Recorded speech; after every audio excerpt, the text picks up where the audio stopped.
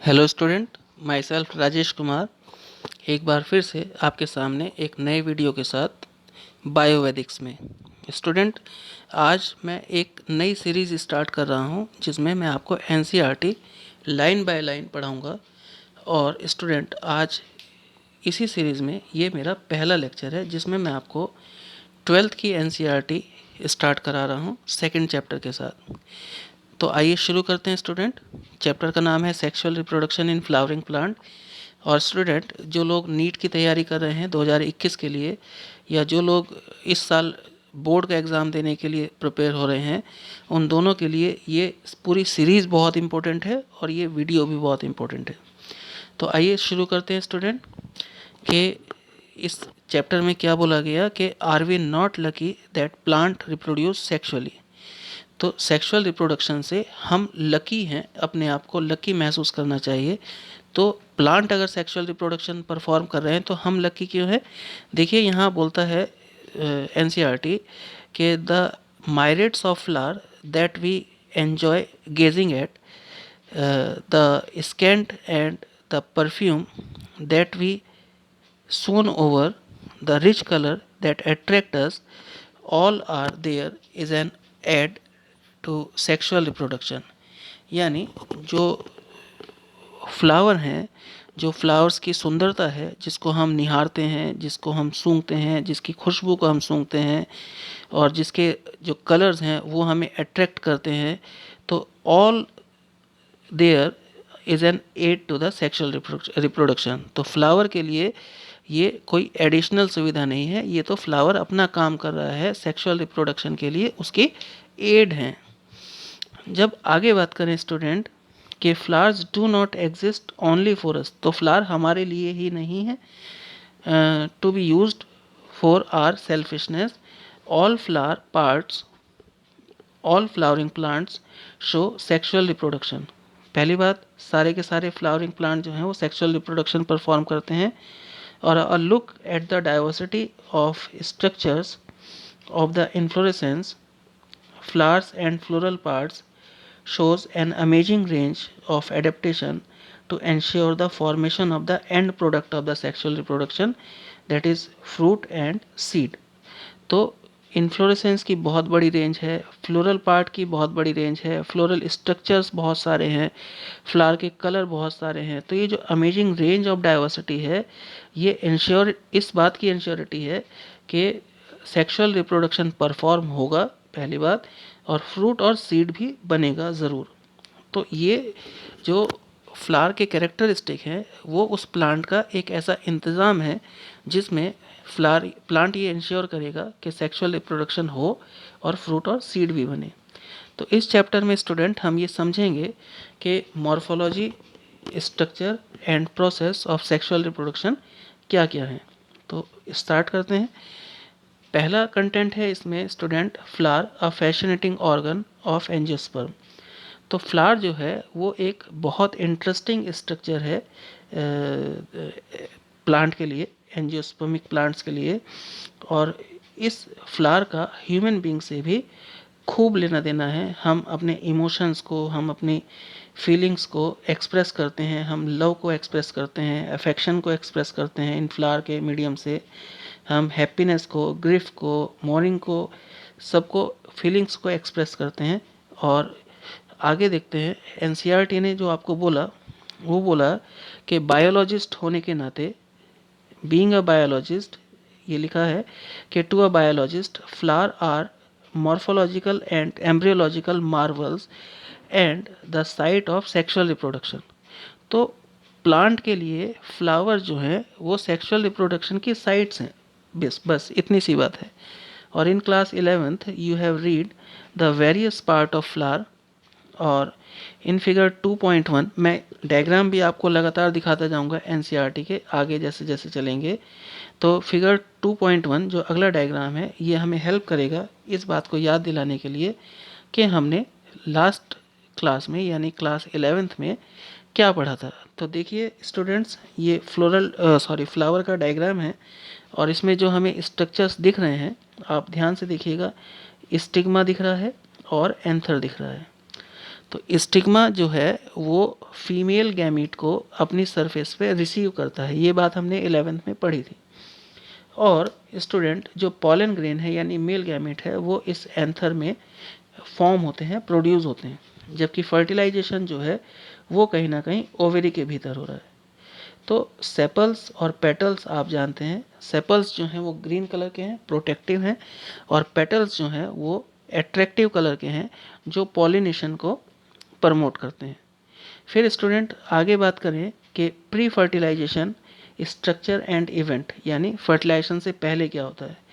तो यहाँ लिखा है कि much before the actual flower is seen on the plant, the decision that the plant is going to flower is taken place. तो अगर flower नहीं निकला है प्लांट के ऊपर, तो सबसे पहली बात तो यह है कि वो प्लांट ये तय करेगा, ये डिसीजन लेगा कि उसे फ्लावर डेवलप करना है। और फ्लावर डेवलप क्यों करना है?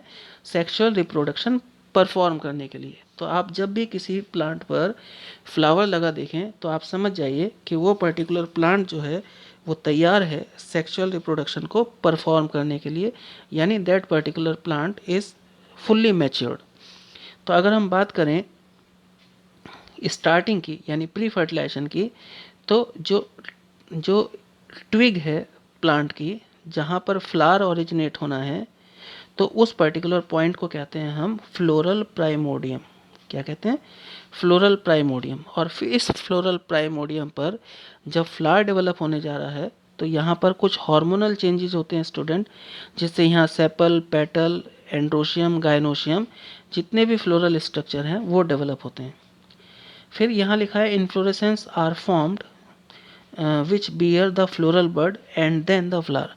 तो पहले इस जो फ्लोरल प्राइमोडियम है यानी वो जो स्पेस है जहाँ पर फ्लावर बनेगा, तो पहले यहाँ पर बड बनेगी और बड जो है वो फिर अल्टीमेटली फ्लावर में कन्वर्ट हो जाएगी।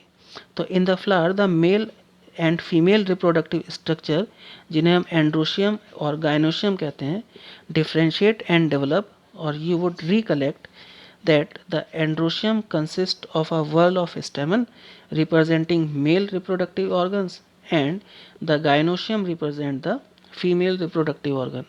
तो हम जानते हैं कि मेल रिप्रोडक्टिव ऑर्गन एंड्रोशियम है और फीमेल रिप्रोडक्टिव ऑर्गन गायनोशियम है। तो आगे हम पहले मेल रिप्रोडक्टिव ऑर्गन की बात करें यानी स्टेमन की बात करें और माइक्रोस्पोरेंजियम की बात करें और पॉलन ग्रेन की। तो यहाँ पर स्टूडेंट जब हम बात कर रहे हैं तो फिगर 2.2 जो आपको साइड में दिख भी रहा है, ये आगे भी दिखाऊंगा मैं आपको, shows the two part of a typical stamen। A long cylinder stalk is called the filament, ये filament है students, and the terminal generally bilobed structure called the anther। और ये एंथर है जो बाइलोब्ड है, यानी इसके एक लोब तो इस साइड है और एक लोब इस साइड है। तो बाइलोब्ड स्टेमन एंथर जो हैं वो जनरली पाए जाते हैं एंजियोस्पर्म में। The proximal end of the filament is attach to the thalamus, यानी ये सिरा जो है नीचे जा रहा है ये थैलेमस से अटैच होगा और the petal of the flower या पेटल से अटैच होगा। इंपॉर्टेंट है बात, आप याद रखिएगा। The number and length of stamen is variable in flower to flower, वो डिपेंड करेगा छोटा होगा कि लंबा होगा। और if you were to recollect a stamen each from the flower from 10 flower, अगर आप 10 फ्लावर से स्टेमन को कलेक्ट करें और फिर उनको स्टडी करें तब आप देखेंगे कि यहाँ लिखा है कि careful observation of each स्टेमन under the dissecting microscope and making NEET diagram would elucidate the range in shape and attachment of anther in different flower. तो अब आपको पता चलेगा कि अलग अलग डिफरेंट टाइप के फ्लावर्स में किस टाइप के एंथर या किस टाइप के ये स्ट्रक्चर पाए जाते हैं। तो स्टूडेंट आगे बात करें, ये वो डायग्राम पूरा आगे जो पीछे मैंने दिखाया था आपको। Typical angiospermic anther is bilobed, पहले ही बात हो गई। एक नंबर का लोब ये रहा, ये मैं आपको दिखा देता हूँ। एक नंबर का लोब ये रहा और दूसरे नंबर का लोब ये रहा। तो दो लोब्ड हैं और इन दो लोब की वजह से इस तरह के जो एंथर होते हैं स्टूडेंट्स उन्हें कहते हैं हम डाइथिकस एंथर। और often a longitudinal groove runs lengthwise separating the theca। तो इसमें जब हम बात करते हैं तो ये दोनों लोब के बीच में जो रेड कलर की लाइन दिख रही है आपको, ये सेपरेट करती है दोनों लोब्स को आपस में से। Let us understand the various type of tissues and their organisation in the transfer section of anther. तो जब हम एंथर का ट्रांसफर सेक्शन करेंगे स्टूडेंट, तो जब हमने इसको ऐसे काटा यहाँ से, तो ये स्ट्रक्चर हमें डेवलप हुआ, ये स्ट्रक्चर हमें दिखाई दिया। और student, the bilobed nature of anther is very distinct in the transverse section of the anther. The anther has four-sided tetragonal structure consisting of four microsporangia located in the corner, two in each lobe। तो ये जब हमने इसका section काटा यहाँ से, तो एक लोब, दो लोब, तीन लोब और चार लोब। तो ये चार लोब दिखाई देते हैं स्टूडेंट, और इन चारों लोबों में, चारों लोब्स में जो माइक्रोस्पोर फॉर्मेशन होता है, उनकी साइट है, उनका एक तरह का फॉर्मेशन होने का एक जगह है। और इन चारों स्ट्रक्चर को, इन चारों स्पेसिस को हम कहते हैं माइक्रोस्पोरेंजिया। यानी इससे हमें क्या पता चला कि बाइलोब्ड या डाइथिकस स्टेमन में, जो बाइलोब्ड या डाइथिकस जो एंथर होते हैं, उनमें चार माइक्रोस्पोरेंजिया होते हैं। और माइक्रोस्पोरेंजिया डेवलप फर्दर, यानी ये डेवलप होंगे और फिर पॉलन सैक बनाएंगे, और पॉलन सैक के भीतर फिर पॉलन ग्रेन बनेंगे। तो आपको ध्यान रखना है स्टूडेंट। फिर आगे बात करें, ये डायग्राम है, यहाँ पर फिर से हम थोड़ा और डिटेल ले लें। एक पॉलन सैक, दूसरा पॉलन सैक, तीसरा पॉलन सैक और चौथा पॉलन सैक कहाँ से आए थे? जब हमने इसका ट्रांसफर सेक्शन काटा था। यानी इसमें कितने लोब हैं स्टूडेंट्स? 2 लोब्स हैं। और पर लोब यानी 1 lobe is equal to 2 pollen सैक्स।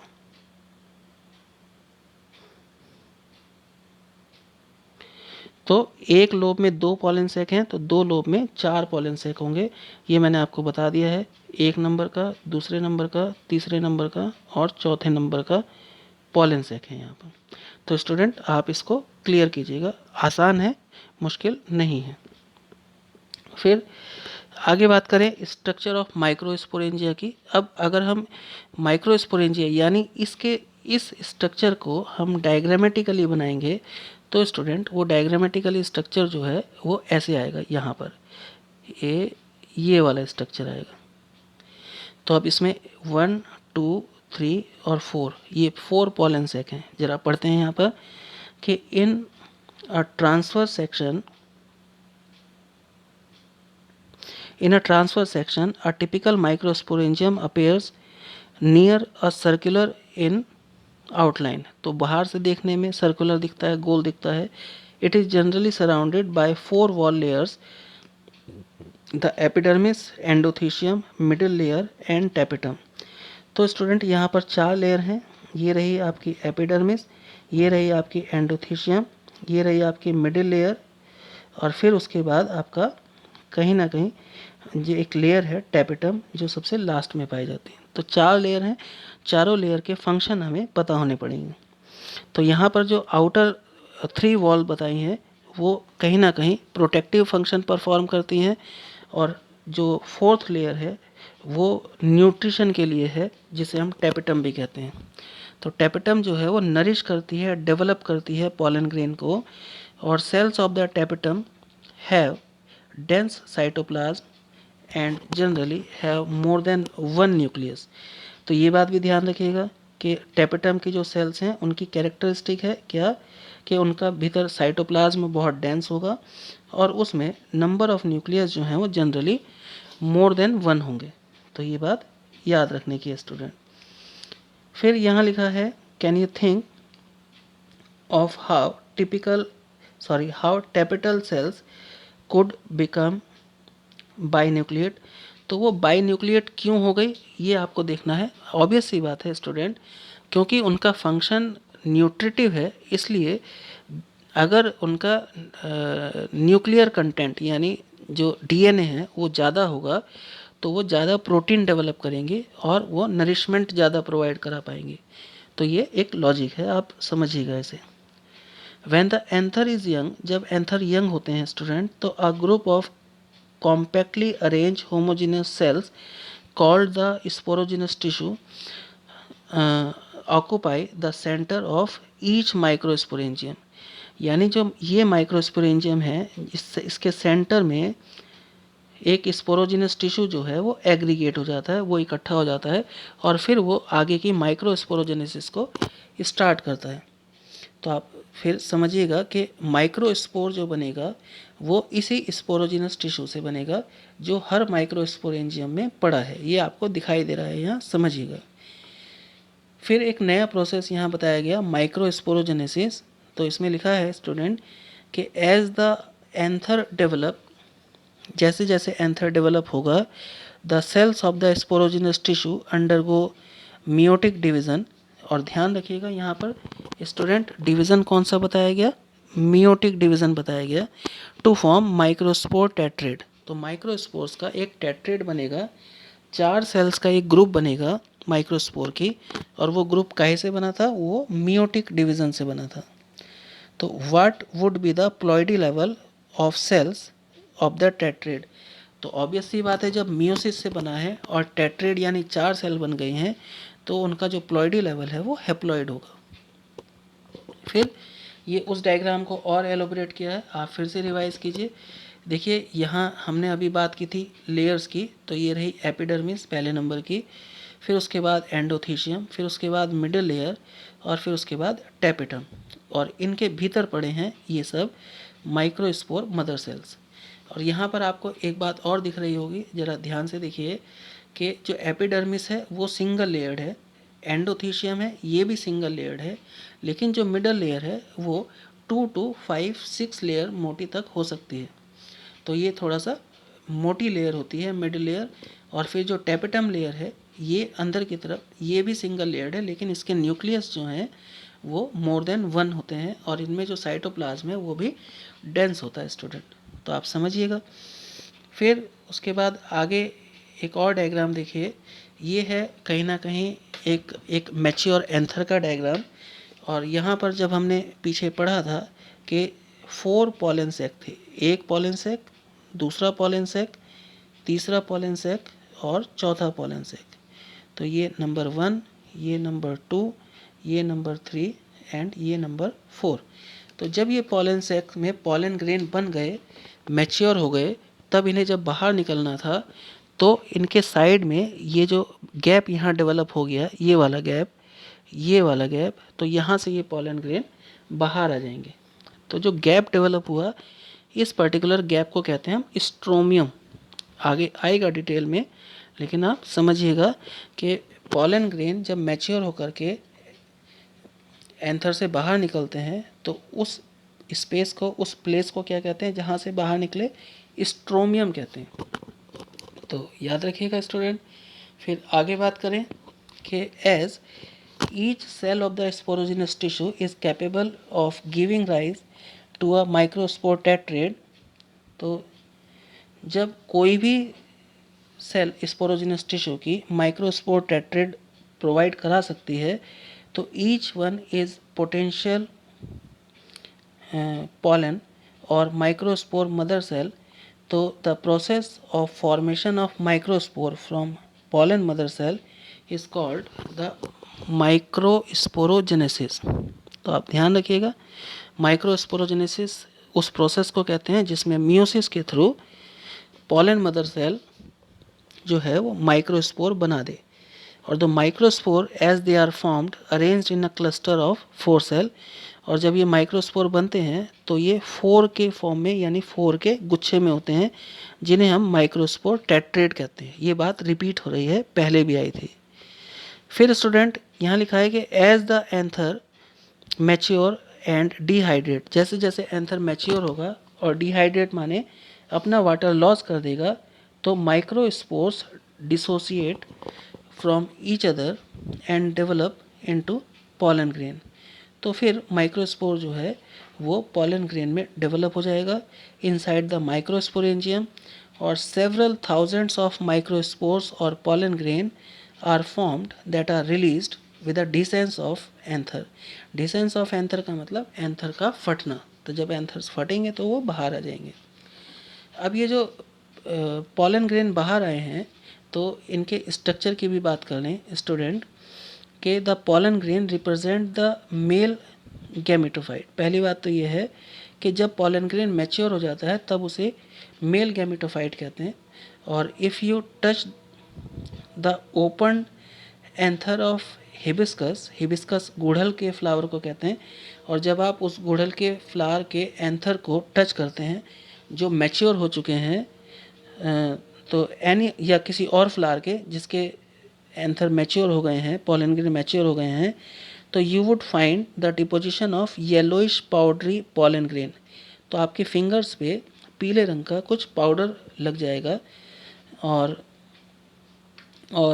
Sprinkle these grains on a drop of water. तो इन पाउडरी ग्रेन को आप किसी पानी की बूंद के ऊपर छिड़किए, और taken a glass slide and observe under the microscope. अब जब आप इसे माइक्रोस्कोप में स्टडी करेंगे तो यू विल रियली अमेज्ड, आप आश्चर्यचकित हो जाएंगे कि अलग अलग किस तरह के कैरेक्टरिस्टिक वाले, किस तरह के स्ट्रक्चर वाले, किस तरह की मॉर्फोलॉजी वाले पॉलन ग्रेन इस नेचर में डेवलप होते हैं। उनका डिज़ाइन कितना अच्छा होता है, उनका शेप कैसा है, उनके कलर क्या हैं, तो ये आप समझिएगा अगर आप कर पाए अपने कॉलेज में, अपने स्कूल में।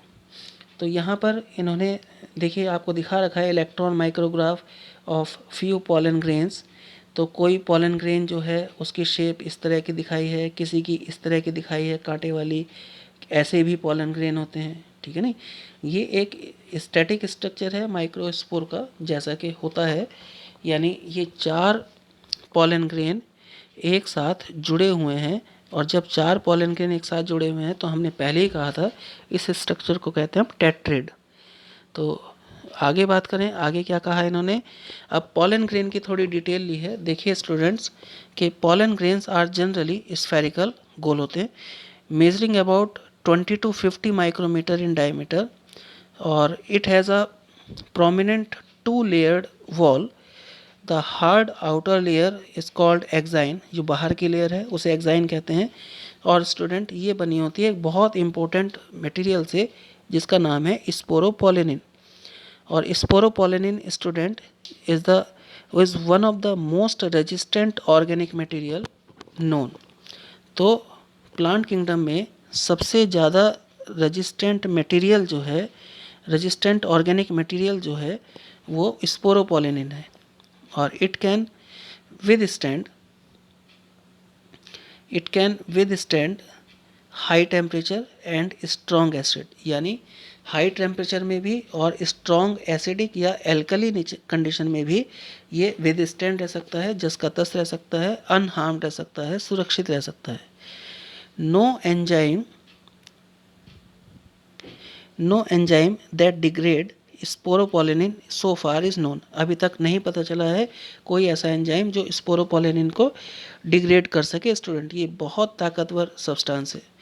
पॉलन ग्रेन एक्साइन, यानी पॉलन ग्रेन की जो एक्साइन है, has the prominent aperture called the germ pore. तो इस एक्साइन के ऊपर कुछ स्ट्रक्चर पाए जाते हैं जिन्हें हम जर्मपोर कहते हैं, where the sporopollenin is absent. तो ये नीट में पूछा गया क्वेश्चन है, ध्यान रखिएगा कि स्पोरोपोलेनिन पाई जाती है ऊपर की तरफ, तो उस स्पोरोपोलेनिन में जगह जगह पर कुछ गैप होते हैं जहाँ पर उन गैप को कहते हैं हम जर्मपोर, और इन जर्मपोर वाली जगहों पर स्पोरोपोलेनिन नहीं होती। फिर स्टूडेंट यहाँ लिखा है pollen grains are well preserved as fossil because of the presence of sporopollenin. Obvious सी बात है, जब स्पोरोपोलेनिन एक हाईली प्रोटेक्शन है तो ये फॉसिल की तरह से भी प्रिजर्व्ड रह सकते हैं।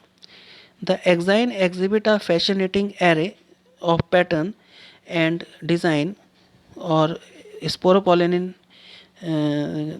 की जो कवरिंग है एक्साइन पे, तो ये कहीं ना कहीं एक पैटर्न और डिज़ाइन जो है वो प्रोवाइड कराती है पॉलन ग्रेन को।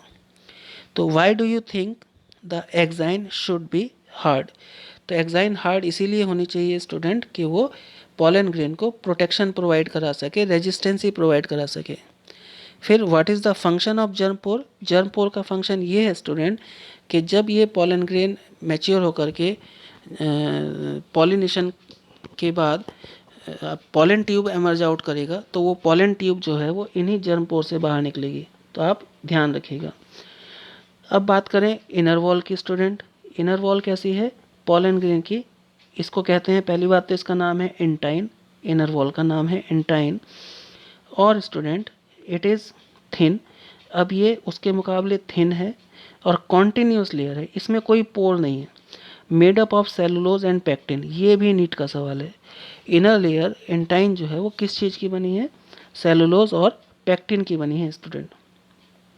फिर the cytoplasm of pollen grain is surrounded by a plasma membrane which when the pollen grain is matured it contain two cells, that is vegetative cell and generative cell. Student अगर आपको यहाँ पढ़ने में दिक्कत हो रही हो तो आप अपनी एनसीईआरटी खोलिए और मुझे सुनते रहिए, तो उससे भी आपका काम बढ़िया चलेगा। तो यहाँ पर ये आप वेजिटेटिव और जनरेटिव सेल की बात की हमने।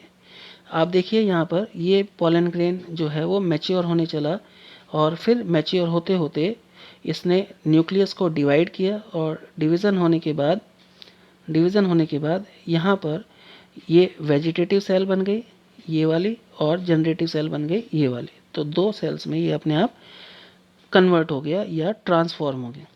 फिर बात करें आगे student, the vegetative cell is a bigger, has abundant food reserve and a large irregularly shaped nucleus। ठीक है भाई, तो न्यूक्लियस बड़ा है, खुद सेल बड़ी है, फूड रिजर्व ज़्यादा है।